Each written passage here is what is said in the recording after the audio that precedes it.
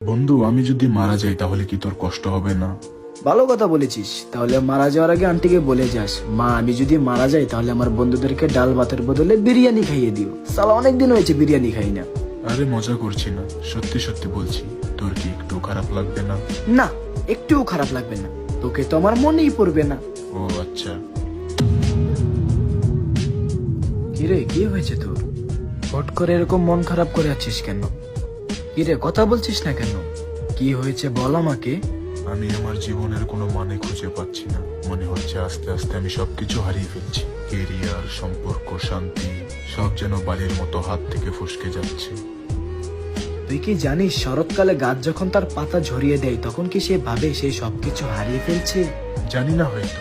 গাছ আসলে কিছু হারায় না, সে শুধু তার জায়গা খালি করে যাতে বসন্তে নতুন এবং সতেজ পাতা গজাতে পারে।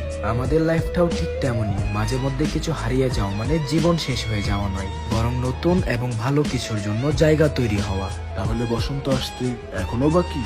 বসন্ত আসবেই, শুধু তোকে এই ঝড়ের সময়টাতে নিজের পায়ের উপর শক্তভাবে দাঁড়িয়ে থাকতে হবে। কারণ হারিয়ে যাওয়া মানে শেষ নয় বন্ধু, এটি হলো কামব্যাক করার একটা বড় ইঙ্গিত।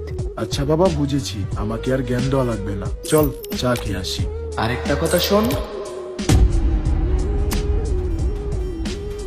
সৃষ্টিকর্তা তোর হাত থেকে ছোট জিনিসগুলো এই জন্যই কেড়ে নিচ্ছেন, কারণ তোর দু হাত খালি না হলে উনি তোকে বড় কোনো উপহার দেবেন কি করে।